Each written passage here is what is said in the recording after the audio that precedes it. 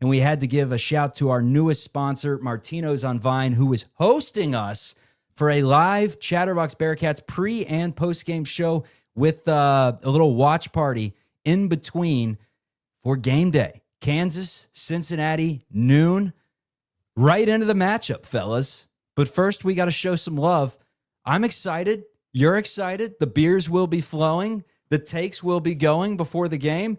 And potential tarps off afterwards if the Bearcats win. Oh, yeah. I mean, we're going to get the full Martino's experience. I've gone to Martino's several times. Big fan of the place. I don't know if I've ever done it. I mean, we're going to get there. What? We're doing the pregame at damn near 11 o'clock. Game won't end till when? 3 o'clock? We're doing a full – I'm going to have to contain the amount of beers that I do drink so my takes don't get too crazy by the end of this thing for the postgame. But Martino's, it's a beautiful establishment. We're going to get the full experience. The food's fantastic. I'm interested. I've never been for an away game. And, I'm hoping we bring some people there. So Martino's, they want us back to continue to do this. So if you're in town, doesn't matter if you're 40 years old, Martino's is for everybody. I've seen 60-year-olds, 70-year-olds in there. So let's get this place packed up and let's possibly beat a Kansas team. I think we can do it if we bring enough people to Martino's.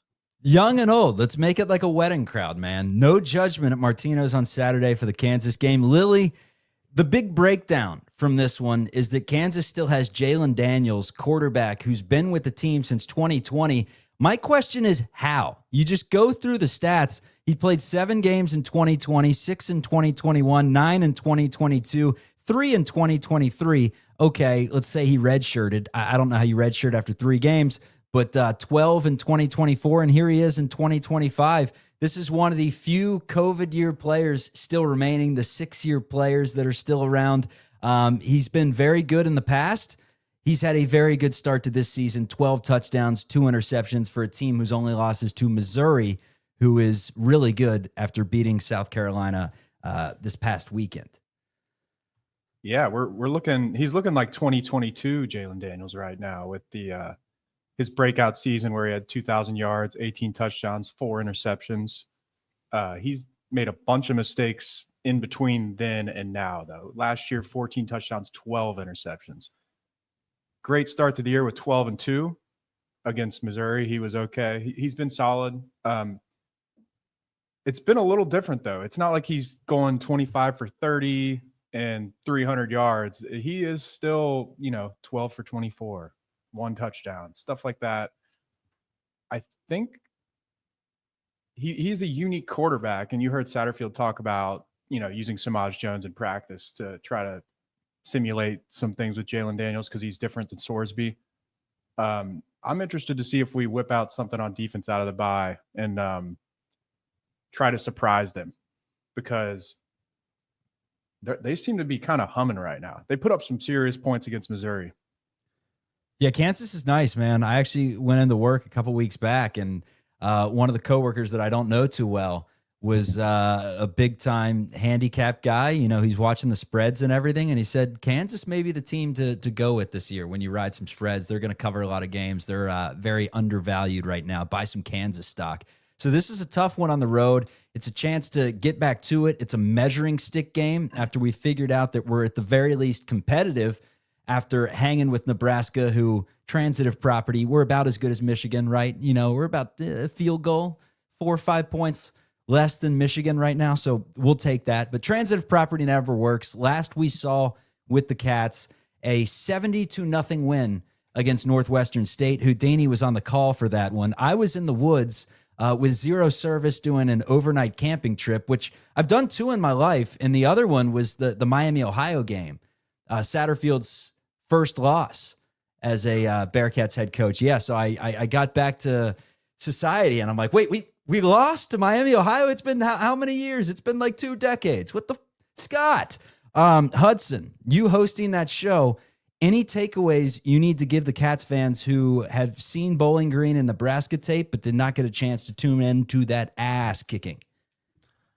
Yeah, that's all it was. It was an ass kicking against a JV high school team. It's a great way to pad your stats. I mean, if you look at like QBR rankings right now, like you'll see Sorsby in there at like number 6 in the country. just because he, threw 16 straight completions or whatever it was for 5 touchdowns. And we've played, Bowling Green, and he had 69 yards against Nebraska. So I don't really know if we can make any assumptions based on an FCS drubbing, but hell, hey, it was a good way to go into it, and you get 2 weeks to prepare for Kansas. And Kansas is really good, man. Like it's definitely a dark horse in the Big 12. And if you look at it, like 2023, they went 9-4. They were awesome, and they had a lot of hype going into last season. And Lilly mentioned it. Daniels didn't look nearly as good, but they lost what? They went 5-7. They lost 5 of those single possession games. So they were, a couple of bounces from, and early. They turned it around second half, right? Right. Yeah. And I mean, they got throttled, I think, in their last game of the year. But either way, like they were right in with Arizona States of the world. Could have easily won that game. I think they lost by 3. So they were still a really good team, very competitive. They just, they had some mistakes that cost them. But this is a really good team, man. And Lance Leipold, if you look through Kansas, are we going to expect Scott Satterfield to outcoach Lance Leipold? Because I don't know if I can get on that train. Maybe it'll happen. But I mean, Kansas didn't win more than 3 games since 2008. And then he gets there in his second season, he wins 6. And he goes 9-4, then 5-7. 5-7 historically for Kansas might be one of their best seasons ever. So I think he's a really damn good coach. Maybe Scott can pull a rabbit out of his ass and figure this one out. I think that's the saying. But I'm a little bit worried. I got to be honest. 4.5-point dogs right now on the road in Lawrence, Big 12 opener for the Cats. Kansas is like just about every team in the Big 12 right now. Unfortunately, Cincinnati hasn't done any winning in either of the 2 sports that we do this show on. So we really haven't had the chance to form any rivalries. Now, BYU fans have hopped in and said, boy, you guys are great fans talking about your basketball team this way with all the negative vitriol that you're showing this team. But aside from that, it's been a lot of, keep your heads up, guys. We've been the punching dummies to a certain degree. Nebraska fans and Colorado fans wouldn't have loved this program as much as they did had the Bearcats rolled through town and we were yapping our mouths. But we've just come accustomed to lose in the Big 12. It's just the reality of life as of right now. And because of that, there's not many rich rivalries being formed. I would like to have one with Kansas. I think it'd be a whole lot of fun for Kansas fans to just hate us. Hate us. I know one that does. My buddy's a diehard KU fan, so I was talking to him a little bit. And he hates Cincinnati? Why? Well, he's a Xavier fan too, so I guess that helps. But he did give me a couple tidbits, Chuck. They're still splitting snaps at left guard and right tackle, trying to figure out who the best guy is there. They're kind of banged up in the defensive backfield. They have 2 guys banged up. They're going to play, but they're hurt. And then one guy's suspended for the first half from a targeting in the West Virginia game. So, and to the everyone Kansas is the hot new name right now because they didn't lose last week, but they beat West Virginia at home, guys. They lost to Missouri, beat West Virginia at home. I don't think that's enough for me to be like, this team is definitely better than Cincinnati. I feel, I'm excited about this game because I think both teams, whoever wins this game is actually going to emerge as that team that is this the surprise Big 12 team? So I think this is going to be a really fun game on Saturday. It's got to be fun, man. Cincinnati needs a win in the worst of ways. One time, Scott Satterfield, please, 4.5. Yeah, please. Please, one time, Scott. What is the big matchup that we're looking for? I want a little more balance from UC. I know that Tawi Walker and really looking at it, we haven't had the big play yet from Evan Pryor. Would love to see him really get involved. Royer with the touchdowns, but not with the really receiving yards aside from that big catch against Bowling Green. What are we looking for, though, in terms of something that we really haven't seen through the first 3 in emergence, I guess we could say? Because we've had the Jeff Caldwell game. We've had the Caleb Goody game. What is this game going to be? Well, I want to see the receiving core that you just mentioned play against some real talent and get separation. Because like against Nebraska, we didn't see it at all. Sure, we saw against Bowling Green them get some separation, but this Kansas defense, it's hard to judge. Like Lilly said, they gave up 10 points to West Virginia, but West Virginia couldn't score against OU. God love our Bobcats, but they couldn't score against OU. So it's hard to see. They gave up 30 or 42 to Missouri. I would love to see some aerial attacks, deep balls from Sorsby, get Caldwell going, get Goody going, get Cyrus Allen going. That would be fantastic. And don't abandon the run game, man. Like against Nebraska, I'll never get over it. Like we were getting 6.5 a pop minimum. Just hammer them if we can do it. We'll see what happens. I mean, Lilly mentioned that the defense is a little banged up for Kansas, but I think you got to see some deep balls from Sorsby if we want to stick around in this thing.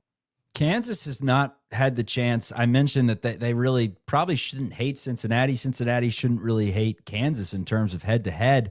I'm thinking basketball-wise and can't really remember a time where Cincinnati's even beaten Kansas in my lifetime. And the same goes for football in terms of matchups. Last time the Cats played Kansas was year one of Scott Satterfield, and that was one of those games where it was like, hey, how is this guy going to make it past year one? Like, this does not appear to be working. Here we are year 3, and we're still asking that question, will it work, will it not?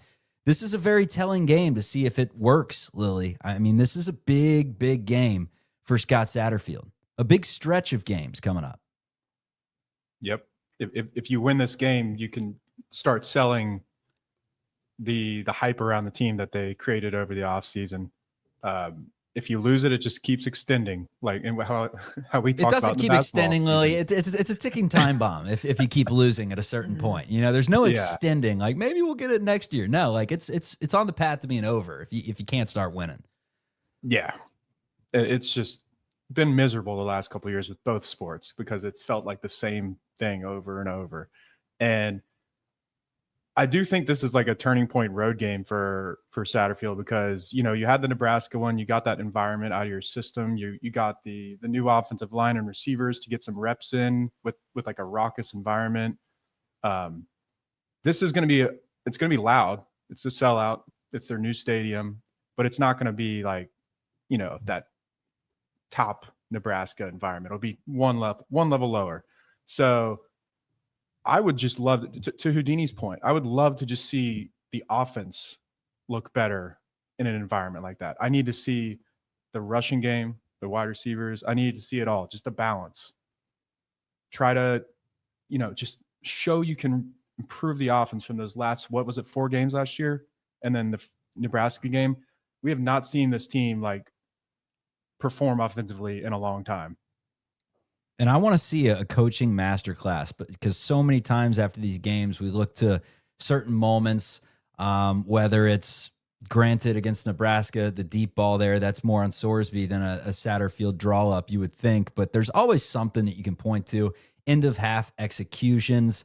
Lots of times it's late game clock management. There've just been issues constantly where it's like, can we coach a clean ball game and get it done from start to finish? And this is one of those contests where you'd love to see Cincy just come out and be clicking in all facets, and the punt coverage looked like it did against Nebraska. The rushing attacks opened up and just cruise to a victory and showcase that we're legit this year. Unfortunately, there hasn't been many cruisings to victories lately. Predictions-wise, it's hard to pick Cincinnati anymore. Fellas, they've beaten me down to the point where it's hard to pick them even on our own shows, but I'm going to take the 4.5.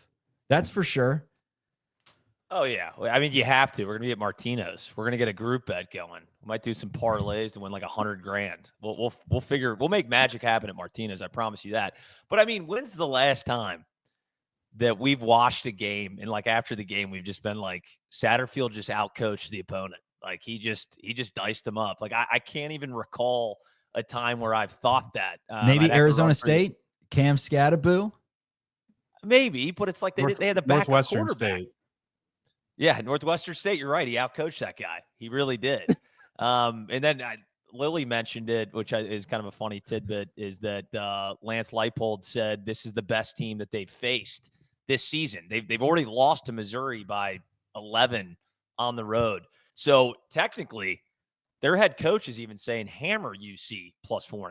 We're actually probably 4.5 points worse than them. So you got to take for what it is. Hammer the Cats. Hammer the Cats, and by his transitive property there, since he's a top 20 team that can hang in the SEC, apparently. Lilly, you like the 4.5? You like the money line? How are you going to be playing this, assuming that you get a small little wager on this thing? Oh, man. I just wouldn't touch 4.5 personally, but if it's 5.5, 6.5, it's I'm all in on the Cats there. I think we've got a really good shot to win this. If it was on a neutral field, I really think this would be like, Kansas -2, something like that. So, and just another, not to like derail with the question or anything, but another couple things I noticed here is Cincinnati's given up 0 sacks this year. We all know that. Kansas leads the Big 12 in sacks. They have 13. They sacked Missouri 4 times. They've sacked everybody all year. Their D-line is good. Their linebackers are good. I really want to try to see Sorsby start out hot and attack the DBs while that guy's suspended in the first half. And for once, take a lead and control the game.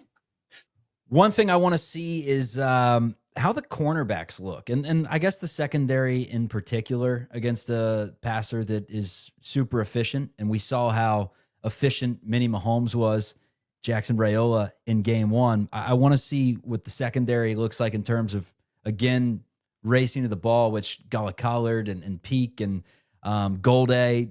Cats have a nice defense in that regard. But in terms of guarding, in coverage, because the issue is they play so much zone coverage and they sag so much off the line of scrimmage. You just don't want them to be picked apart. But in terms of like Matthew McDoom and the other quarterbacks that this team has, how do we feel about that unit specifically? I feel better about it than last year, like 100%. I still don't know enough with this team. They kind of seem small to me. I'm happy that Logan Wilson got a week off because he was banged up for the Northwestern game. I think the thing that I am looking for most in that, like, I know this is kind of switching the question, but back to Kansas's offensive line, we have to generate some pressure here or get, if we don't want to pressure Daniels because we're scared of things that could happen, execute the plan and keep him at bay or make him roll out left or something. Give the DBs a shot because we really honestly have not pressured very well this year, and we didn't really last year. So Dante Corleone's questionable. I think that's a big talking point for this game, guys. I think if Corleone plays and they have a couple questionable offensive linemen, our game plan is completely different. If he's out, this is a good opportunity for somebody to like make a name for themselves because we do have depth at that spot. Just right now, they all feel like the same player to me. Like we don't know who the second best guy is. So at some point we got to find out, right? Yeah. Hudson. Corleone better play. Let me just put that in there right now. Corleone's out, then we're the spread better jump to like 9.5 before I even touch it. My thing is with the way that we schematically run a defense, just in general, where we try to keep everybody in front of them and they kind of dink and dunk. We saw it in the Nebraska game. We cannot have – it's really difficult to win games. Like I'm just looking at the time of possession against Nebraska. Nebraska had the ball for 40 minutes to our 20. Like I think there's got to be something from Bowling a Green controlled standpoint. It's like there's you can't have that and expect to win games and have your defense on the field for 40 minutes a game. Like not if you lose a turnover battle, right? Yeah, exactly. So like I think that's going to be just from a strategic standpoint. I know they're like the 3-3-5 thing. It's like, do we start looking at that and saying maybe we do some more exotic blitzing, things like that to get the ball out of the quarterback's hand and this dink and dunk shit? Because that's really tough to do, man. Like that's something that was going to concern me against a 6th-year quarterback too. I'm still waiting for the Cats to have an identity under Scott Satterfield, and I have no idea because we thought it was going to be the rushing attack, right? That's always kind of what a Scott Satterfield team does. They can run the football, and I guess with Corey Kiner, that was absolutely the case. But this year's team specifically, as you can hear in the background, the dogs are they're all over Cats plus 4.5. They're like, money line, tell them money line, Chuck. Specifically though, like what is this team's strength? Do we know that yet? Have we seen enough to know what this team is supposed to be? Are we supposed to be balanced? That's a question. Might find out Saturday. You don't know I don't yet? think we've seen enough. I don't think we've No, seen we enough. really don't. Like it's Yeah. that's why it's been such a frustrating month to me. Like we lost to Nebraska by 3, and it doesn't feel good at all because we didn't do anything for 3 quarters, and nobody really looked good except Sorsby on the ground and the defense.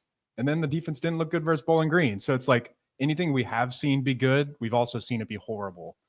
So we're just sitting here in purgatory, waiting for something great to happen. And I hope it happens on Saturday, Chuck.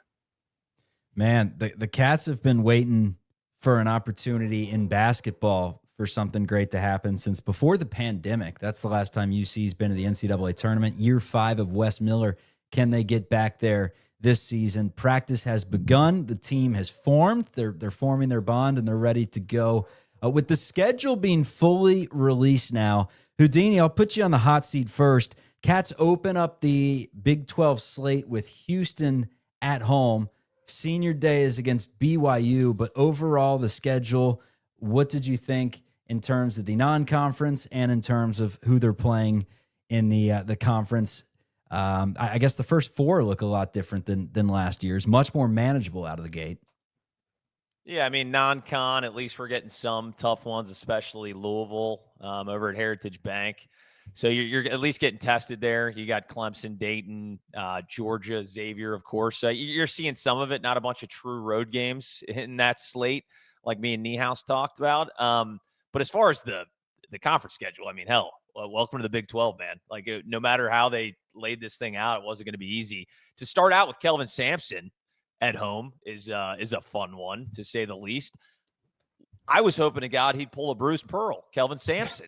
I'm sick and tired of his shit. We get destroyed by Houston every damn time, but lo and behold, he is back and they're loaded again. So yeah, I mean, you run down it, you play Houston twice in that BYU game at the end of the season. I'm sure there'll be a lot of implications there with that loaded roster too. But it's interesting because of the transfers and everything. It's so hard to dictate or project what these teams are going to be, but you can assume Big 12 play, these teams are going to be very difficult. So it is what it is with the Big 12, man. Lily, your takeaways? I like starting with Houston at home. And I like it even more because we play West Virginia and UCF right after that. We've had some tough starts the last 2 years. I think this might be the easiest, believe it or not. Although those 2 games are on the road, the West Virginia UCF games. I think this is, again, I will do a breakdown on the Big 12 schedules. I think this is probably one of the easier Big 12 schedules. We have a stretch of West Virginia at home, UCF at home, Kansas State away, Utah at home. That's about as easy as you can get in the Big 12, which, it's still not easy. And we don't play Houston twice. Yes, we do play Houston twice. We don't play like Arizona twice. We don't play Kansas twice this year. So you think we have to put it together this year, guys? No shit. You think if the Cats beat Houston, we storm the floor and we put Wes Miller on, basically make a human throne where we put him on our shoulders? And because he need, like Rudy Rudiger, we need one of those moments so bad where he can finally take down. He got a Xavier moment last year. We need a Houston moment, man. Kelvin Sampson has taken off the belt and just whooped Wes's ass. It's what? Are we talking 14-0 at this point? Like, it's because there were tournament games to start too, where he was going 0-3 multiple years. It is bad how he cannot get over the hump with that team. And Houston's not been losing much, but is this the year, Hudson, that he finally gets one done against Houston? Shit. Let's push the brakes a little. Let's beat bit. Clemson and Greenville first, yeah, and then we don't need to beat Houston. That would be fucking awesome if we did. I'd be ecstatic. Now, you talking about putting Wes on your shoulders, that might be something else. Because if I recall correctly, you had an apology letter written to Scott Satterfield, and then he proceeded to lose 5 straight. So, let's pump the brakes there. I don't know if that's, good mojo there. But, yeah, no, I'm not anticipating we're going to beat Houston at all this season. But you can always hope, man. We'll see. We'll at least know what we are coming into conference play. I'll say that. We have a few tough out-of-conference games where we'll actually see where we stack up. At least they'll get some time playing together, because I know we talked about continuity last year. I mean, this team is brand new. You're going to expect it's going to take some time for them to gel and mesh. So I don't know by January 3rd, Happy New Year with Kelvin Sampson, that they're going to have it all figured out yet. But we'll see. We'll cross our fingers. There's a couple chances for that big moment, like before Houston. I mean, I'm not talking Georgia. I'm not talking Clemson, Dayton, but winning at Xavier, I know they're not going to be good this year, but that would be like a moment for Wes. And then if you can, Louisville, neutral court, it's going to be a rowdy environment, national TV. Like, that's a huge opportunity right there. It just as big as the Houston game, in my opinion, in terms of like, look, we're different this year. But we haven't won a game like that in so long that it's hard to envision, really. I've come into every single season since I was in since really I remembered Cats basketball in 1999. And I've come in every single season thinking, and early on in my fandom, it was just because that was what you expected. I thought Final Four. 2005 rolls around. Cats end up being like 7 seeds some of these seasons, losing to Kentucky, losing to Illinois, whatever. But I still said Final Four. The JUCO teams coming with Mick Cronin, Final Four. I don't say Final Four anymore. I did last year. I said it. I don't say it anymore. I just want to get back to the NCAA tournament, and I don't believe it, fellas. I mean, talk me into why I should believe, I guess Corey Evans, but why I should believe, because Lilly last year was like, you got to believe in the culture. Every single player left. There was no culture. There hasn't been a culture. Why should I believe, if I'm a season ticket holder or someone doing this show, that because I've made a fool of myself many times saying takes that were just asinine, that I truly believed in. But why should I not give the take that the Cats just are, look, they got a lame duck coach, and they're in a situation where they just need him off the books? Why should I think any differently, Lilly? I mean, someone sell me. I think this is the issue. So the positive here is it's not the same team as last year. We have one player returning, right? But that isn't just like reason for blind optimism. But anybody who is being an optimist about this team, which, will be me here soon, probably, is just new players. The roster makes sense. And maybe the guys that were like bogging down the team the last year or two were really bogging it down. Maybe these new guys just figure it out. The thing is, I just don't know if our out of conference is good enough to really find out. Other than that Louisville game, maybe Georgia. So it's hard for me to really sell positivity, Chuck. But like, if you look at Chom, you got a rich man's disease there. He's probably going to be way better than him. Yeah, and they beat us in the Crown.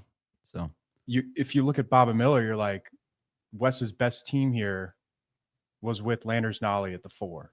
And now Bobby Miller is not Landers Nolly. He's not anywhere near him as the type of player, but he's not a 5 like lock-in, like Reynolds, like all these guys, Page, that we're playing at the 4 that don't make any sense, completely tank our offense.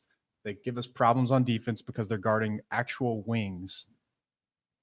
Bobby Miller is a wing who's tall. So like, that's, to me, that is the positive, like, believe in this team because it makes more sense in the modern game.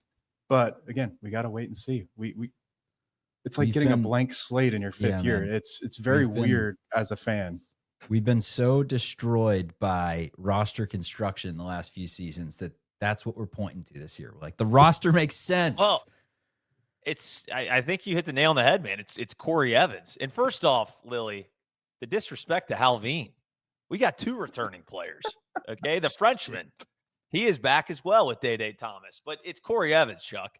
He's the one actually picking these players, it seems. I'm sure he's obviously consulting with Wes, but that seems to be the biggest issue with these teams. It's like, wait a minute, all of a sudden you're in late January and you're like, what the hell is this team? What is this roster?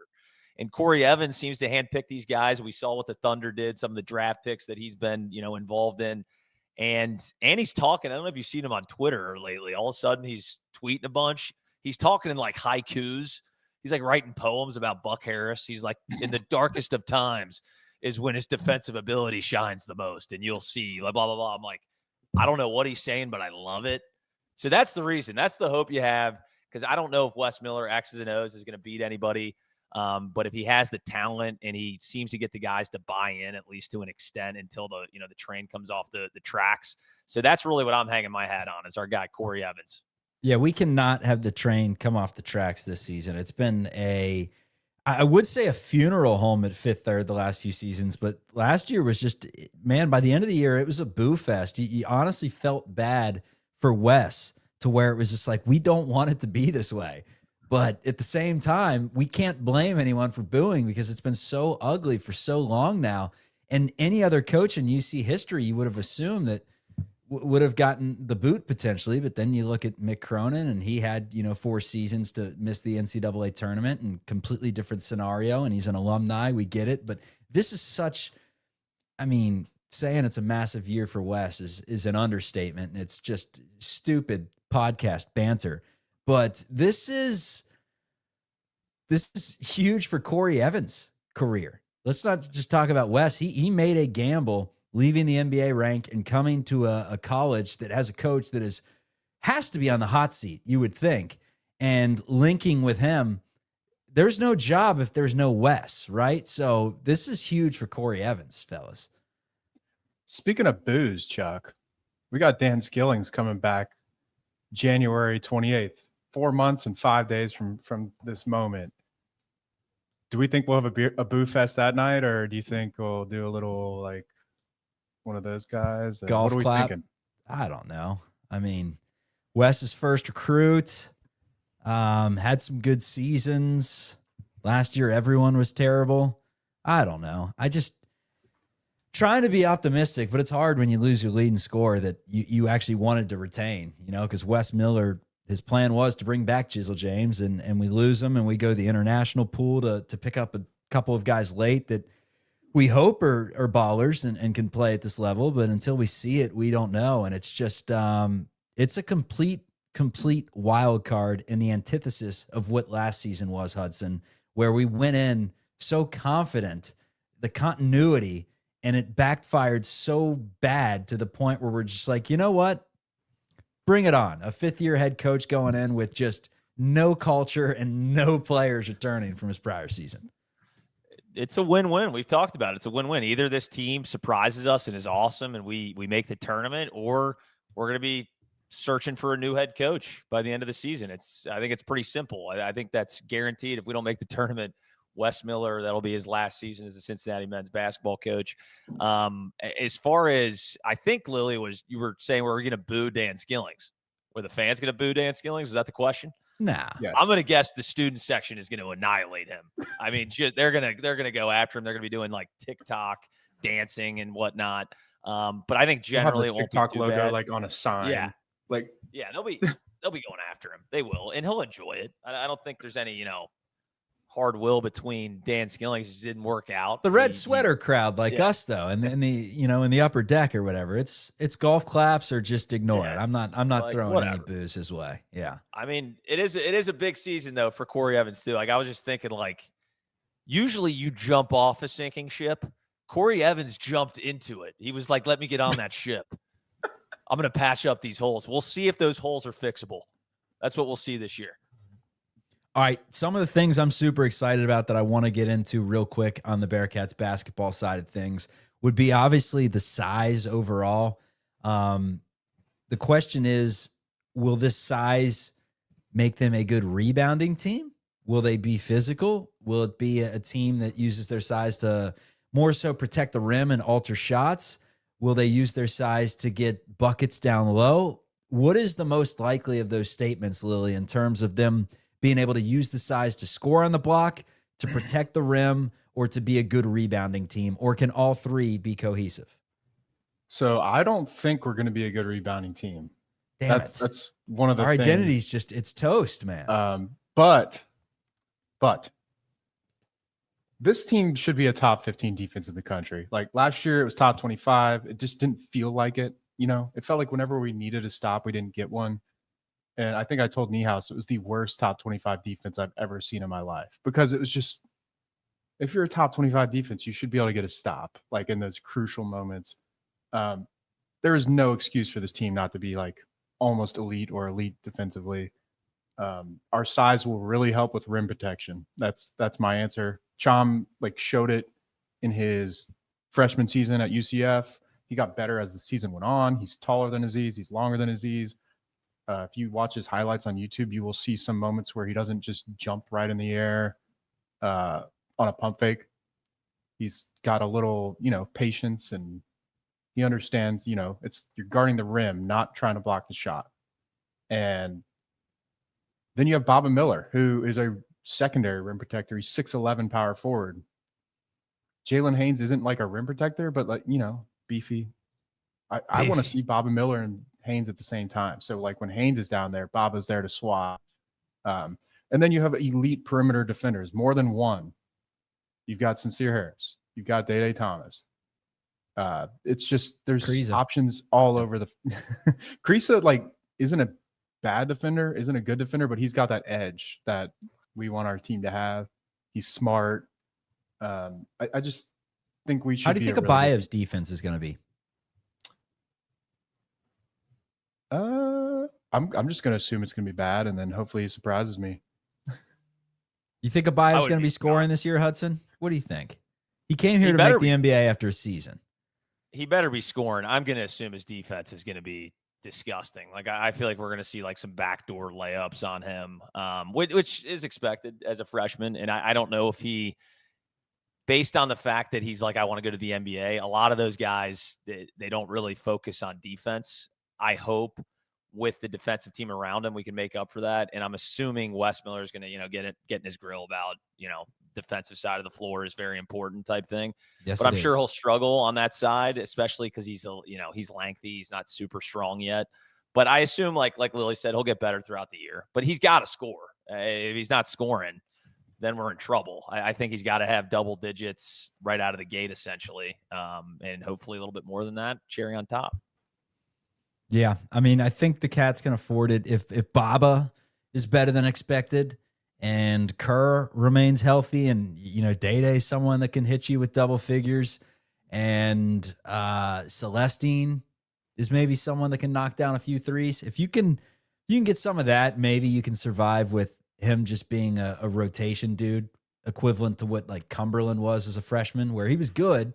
He could go off for 15 on Makura's head, but he wasn't NBA ready after freshman year. We're hoping that Sean Abayev is, but they need contributions from him. If he's just a freshman that is Jermaine Lawrence and you can't even stick him out there because he can't hang, then it's a different story. But I think we've seen enough of Abayev on the floor with some of the best players in the world his age, Boozer and DeBonsta and all those guys in the USA World Game and McDonald's All-American Game, that at the very least he's going to be able to score. He's got some James Harden in him, man, and he's going to be able to put the ball in the basket from 25 feet.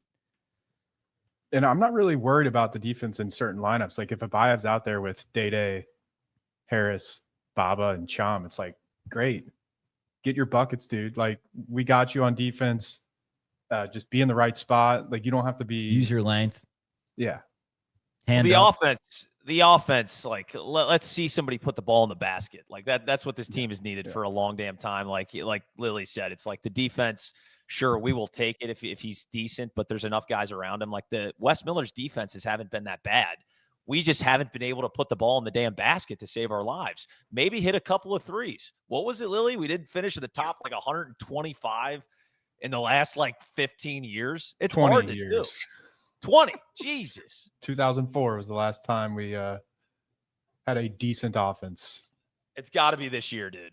There's shooters everywhere. It would be truly shocking to not crack the top 120. Come on. Saturday, Martino's. It's the place to be. It's Chatterbox Bearcats live post game from the bar. They got food. Hudson is going to be doing a selfie session at 10:50 Lilly is doing a wing eating contest at halftime with myself. He's learning about this for the first time now. But no, the options are limitless. We're going to treat it like a playground, respectfully, obviously. We're going to keep the place clean, but we're going to have a good time. And hopefully the beers are flowing. The Cats are scoring. 4.5 is cashed. And we do the Macarena after the Bearcats take down the Jayhawks in Lawrence. Oh, baby. Scott Satterfield, give it to me one time. Final thoughts, and we'll see you at Martino's. Pregame starting at 11, and we'll be there throughout postgame as well to really get it going on a Saturday in Clifton. My final thoughts are this. Everybody, Friday night, drink some water. Saturday morning, wake up, drink a little more water. And then when you get to Martino's, you'll be able to drink a couple more beers, be safe. You got to stay hydrated, and we're going to beat the Jayhawks.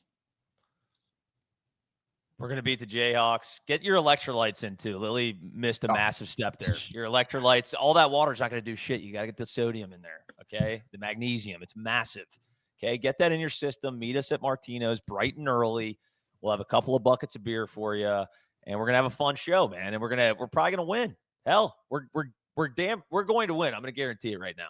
We're going to win, and I guarantee you're going to get some good Italian-American classics like wings, salads, pastas, pizzas, loaded fries, desserts, you name it, whether it's light, whether it's hearty, whether it's shareable with friends, or whether you want just a big feast. It'll be there for you at Martino's. We'll see you on Saturday. It's the Bearcats and the Jayhawks. Huge game for Scott and company. Let's do it, everyone. Peace.